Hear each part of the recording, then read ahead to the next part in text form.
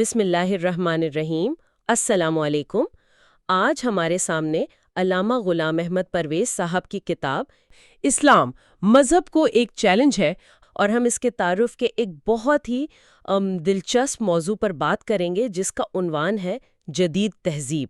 جی مصنف نے یہاں ایک بہت بڑا تضاد پیش کیا ہے۔ وہ کہتے ہیں کہ ایک طرف تو انسانی تہذیب اپنی سائنسی اور تکنیکی طاقت کے بالکل عروج پر ہے، تاریخ میں کبھی اتنی طاقتور نہیں تھی۔ کبھی نہیں، اور دوسری طرف وہ اپنے ہی خاتمے کے دہانے پہ کھڑی ہے۔ یہ تو بہت چونکا دینے والی بات ہے۔ بالکل، اور اس بحث کی جو سب سے دلچسپ بات ہے نا، وہ یہ ہے کہ یہ کوئی ٹیکنالوجی کے خلاف بات نہیں ہو رہی۔ صحیح۔ مطلب یہ کوئی مشینوں کو توڑنے والی بات نہیں ہے، بلکہ یہ ایک گہری تشخیص ہے۔ جیسے کوئی ڈاکٹر صرف بخار نہیں دیکھتا بلکہ اس کی وجہ تک جاتا ہے۔ اچھا۔ سوال یہ پوچھا جا رہا ہے کہ مادی ترقی کے باوجود انسان اندر سے اتنا بے چین اور جو ہے ناخوش کیوں ہے؟ چلیں پھر اسی سے شروع کرتے ہیں جو ہمیں نظر آتا ہے، یعنی اس تہذیب کی چکا چوند۔ پرویز صاحب اس کی کامیابیوں کو پوری طرح مانتے ہیں، اور سچ پوچھیں تو یہ کامیابیاں واقعی حیران کن ہیں۔ یہ بہت اچھا نکتہ ہے، کیونکہ مصنف کا استدلال یہیں سے شروع ہوتا ہے۔ وہ کہتے ہیں کہ انسان نے فطرت کی ان طاقتوں کو قابو کر لیا ہے جن سے وہ کبھی ڈرتا تھا۔ جی، بجلی، طوفان، سمندر۔ ہاں، آج ہم نے انہیں اپنا غلام بنا لیا ہے۔ زمین ہو، سمندر ہو یا ہوا، مواصلات نے تو دنیا کو ایک گاؤں بنا دیا ہے۔ بالکل، آپ یہاں بیٹھ کر دنیا کے دوسرے کونے میں کسی سے بات کر سکتے ہیں، اسے دیکھ سکتے ہیں۔ اور یہ سب کچھ تاریخی پیمانے پر دیکھیں تو پلک جھپکتے میں ہوا ہے، صرف 1 یا 2 صدیوں کے اندر۔ اور یہی رفتار تو سب سے حیران کن ہے۔ ہزاروں سال میں جو نہیں ہوا وہ پچھلی 1 صدی میں ہو گیا۔ تو ظاہری طور پر تو لگتا ہے کہ بس ترقی ہی ترقی ہے۔ جی، کہ انسانیت نے ہر مسئلے کا حل نکال لیا ہے۔ یہ تو بہت الارمنگ بات لگتی ہے۔ کیا وہ کچھ زیادہ ہی مایوسی کی بات نہیں کر رہے؟ یہ ایک بہت اہم سوال ہے، لیکن میرے خیال میں مصنف یہاں کسی ایٹمی جنگ کی پیشن گوئی نہیں کر رہے ہیں۔ وہ ایک اندرونی، روحانی اور اخلاقی خاتمے کی بات کر رہے ہیں۔ اچھا۔ ان کا اشارہ 2 عالمی جنگوں کی طرف ہے، تاریخ کی سب سے خونی جنگیں، اور یہ اس دور میں ہوئی جب انسان خود کو سب سے زیادہ مہذب سمجھ رہا تھا۔ صحیح، یہ تو بہت بڑا تضاد ہے۔ جی، یہ اس بات کا ثبوت تھا کہ سائنسی ترقی اخلاقی ترقی کی ضمانت نہیں ہے۔ اس نے تو انسان کو ایک دوسرے کو مارنے کے لیے پہلے سے زیادہ مؤثر ہتھیار دے دیے۔ یعنی مسئلہ یہ تھا کہ ہماری صلاحیتیں تو بڑھ گئیں لیکن ہماری حکمت نہیں بڑھی، اور اسی حوالے سے کتاب میں میسن کا ایک قول نقل کیا گیا ہے۔ جی، وہ بہت اہم ہے۔ وہ کہتے ہیں کہ ہم نے اپنا سائنسی دور اس یقین کے ساتھ شروع کیا تھا کہ مادی کامیابیاں زندگی کے تمام مسائل حل کر دیں گی، لیکن اب ہمیں پتہ چل رہا ہے کہ ہم غلط تھے، زندگی اتنی سادہ نہیں ہے۔ یہ قول مطلب اس پورے مسئلے کا خلاصہ ہے۔ یہ ایک مفروضہ تھا، 20ویں صدی کا ایک بڑا عقیدہ تھا کہ اگر سب کے پاس اچھی گاڑیاں، بڑے گھر ہوں گے تو سب خوش ہو جائیں گے۔ ہاں، تو غربت، جرائم سب ختم ہو جائے گا اور انسان خوش ہو جائے گا۔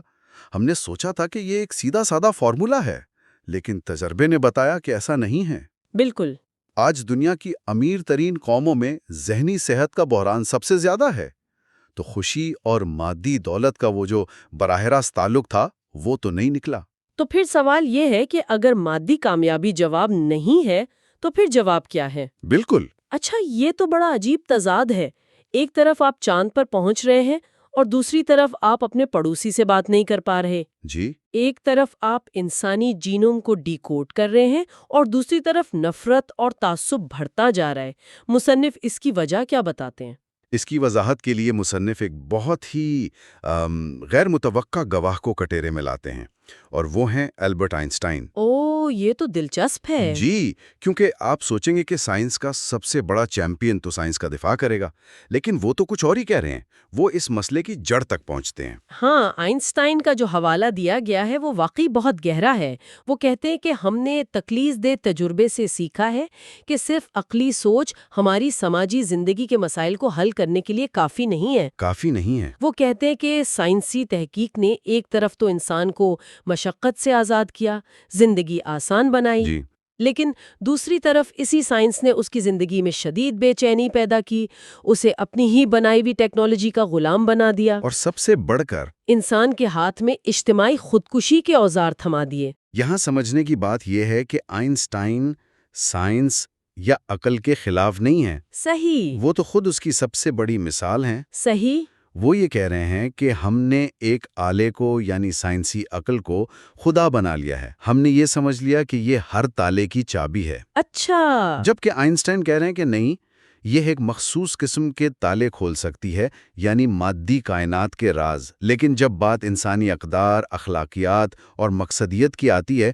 تو یہ چابی کام نہیں کرتی۔ تو اس کا مطلب یہ ہوا کہ ہماری تہذیب نے اپنا سارا زور ایک ایسے آلے پر لگا دیا جو اس کے سب سے بنیادی مسائل کو حل کرنے کی صلاحیت ہی نہیں رکھتا۔ بالکل، اور مصنف کے مطابق جب تک ہم ان بنیادی سوالوں کے جواب نہیں ڈھونڈتے ہم اسی بحران میں پھنسے رہیں گے۔ اور یہ وہ سوالات ہیں جن کا جواب اکیلے انسانی عقل نہیں دے سکتی۔ جی، اور یہ وہ سوالات ہیں جو آج بھی اتنے ہی اہم ہیں جتنے اس کتاب کے لکھے جانے کے وقت تھے۔ مصنف ان کی ایک فہرست دیتے ہیں۔ اچھا، وہ کیا سوالات ہیں؟ کیا ہماری زندگی کا مقصد صرف کھانا، پینا اور مر جانا ہے؟ سائنس اس کا جواب نہیں دے سکتی۔ وہ یہ بتا سکتی ہے کہ زندگی کیسے کام کرتی ہے، یہ نہیں کہ کیوں ہے۔ بالکل۔ اور دوسرا سوال بھی اتنا ہی بڑا ہے، مختلف لوگوں اور قوموں کے مفادات آپس میں ٹکراتے ہیں، ان میں مطابقت کیسے پیدا کی جائے؟ جی، آج ہم دیکھ رہے ہیں یہ پوری دنیا میں قوم پرستی، سیاسی تقسیم۔ ہر طرف یہی جنگ ہے۔ تیسرا سوال، خیر اور شر کا معیار کیا ہے؟ یعنی کون سی چیزیں انسانیت کے لیے اچھی ہیں اور کون سی بری؟ آج کل تو ہر کوئی کہتا ہے کہ میری سچائی تمہاری سچائی۔ بالکل، اس کا نتیجہ معاشرتی انتشار کی صورت میں نکلتا ہے۔ اور پھر چوتھا اور پانچواں سوال بھی اسی سے جڑے ہیں، انسانیت کی مشترکہ اقدار کیا ہے اور انسان کے بنیادی حقوق کیا ہیں اور ان کا تحفظ کیسے ہو؟ ہم روز انسانی حقوق کی بات کرتے ہیں، لیکن ان کی بنیاد کیا ہے؟ کیا یہ صرف ایک سماجی معاہدہ ہے جسے ہم جب چاہیں بدل سکتے ہیں، یا ان کی کوئی گہری، ٹھوس بنیاد ہے؟ یہ سارے سوالات سائنس کے دائرے سے باہر ہیں۔ آپ دیکھیں، یہ سوالات فیکٹس کے بارے میں نہیں ہیں، یہ ویلیوز کے بارے میں ہیں۔ سائنس ہمیں بتا سکتی ہے کہ ایٹم کو توڑنے سے کتنی توانائی نکلے گی، یہ ایک فیکٹ ہے۔ صحیح۔ لیکن کیا ہمیں ایٹم بم بنانا چاہیے یا نہیں، یہ ایک ویلیو کا سوال ہے۔ سائنس آپ کو جینیٹک انجینئرنگ سکھا سکتی ہے، لیکن وہ یہ نہیں بتا سکتی کہ اس کی اخلاقی حدود کیا ہونی چاہیے۔ تو ان سوالوں کا جواب دینے کے لیے ہمیں علم کے کسی اور ذریعے کی ضرورت پڑتی ہے۔ جی، اور اس بحث کو سمیٹنے کے لیے مصنف ایک بار پھر آئنسٹائن کا حوالہ دیتے ہیں، جو سائنس کی ان حدود کو بالکل واضح کر دیتا ہے۔ یہ حوالہ واقعی اس پوری بحث کا نچوڑ ہے۔ جی، آئنسٹائن کہتے ہیں سائنس صرف یہ معلوم کر سکتی ہے کہ کیا ہے، واٹ از، لیکن یہ نہیں کہ کیا ہونا چاہیے، واٹ شوڈ بی۔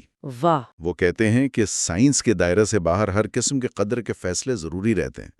سائنسدان کے لیے صرف ہونا ہے، کوئی خواہش نہیں، کوئی قدر نہیں، کوئی اچھائی نہیں، کوئی برائی نہیں، کوئی مقصد نہیں۔ یہ تو بہت بڑی بات ہے۔ اس کا مطلب ہے کہ سائنس آپ کو کائنات کا پورا نقشہ بنا کر دے سکتی ہے، لیکن وہ آپ کو یہ نہیں بتا سکتی کہ آپ کو اس نقشے پر جانا کہاں ہے۔ بالکل یہی نکتہ ہے۔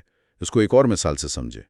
آپ کی کار کا جی پی ایس آپ کو بتا سکتا ہے کہ آپ کے گھر تک کا سب سے تیز راستہ کون سا ہے۔ یہ از کا بیان ہے۔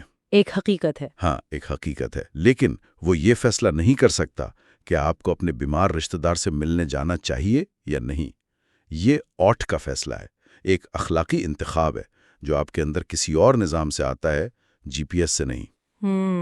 مصنف کا استدلال یہ ہے کہ جدید تہذیب نے اپنا پورا نظام صرف جی پی ایس پر بنا لیا ہے اور اس اندرونی کمپس کو نظر انداز کر دیا ہے جو مقصد اور اخلاقیات کی سمت بتاتا ہے۔ تو آج کی اس گفتگو کا خلاصہ یہ ہے کہ جدید تہذیب ایک بہت طاقتور گاڑی کی طرح ہے جس کا انجن بہترین ہے، رفتار ناقابل یقین ہے، جی، لیکن اس کا سٹیئرنگ وہیل کام نہیں کرتا اور اس میں کوئی منزل طے نہیں کی گئی۔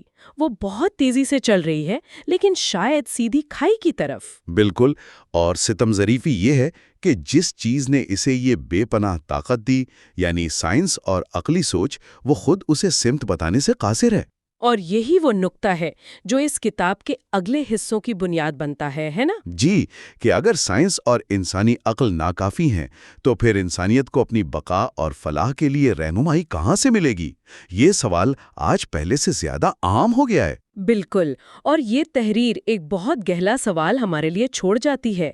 یہ تجزیہ کئی دہائیاں پہلے لکھا گیا تھا، لیکن آج جب ہم مصنوعی ذہانت کے دور میں جی رہے ہیں، سوشل میڈیا کے دور میں ہاں، سوشل میڈیا جو اربوں لوگوں کو جوڑتا ہے لیکن گہری تقسیم بھی پیدا کرتا ہے، اور ماحولیاتی بحران جو ہماری اپنی ترقی کا نتیجہ ہے، تو کیا یہ تنقید آج ہمیں پہلے سے زیادہ متعلقہ اور فوری محسوس نہیں ہوتی؟ واقعی یہ سوال آج اور بھی زیادہ سنگین ہو گیا ہے۔ اس کے ساتھ ہی آج کا موضوع ختم ہوتا ہے، اور اگلے موضوع کے ساتھ دوبارہ حاضر ہوں گے۔ اللہ حافظ۔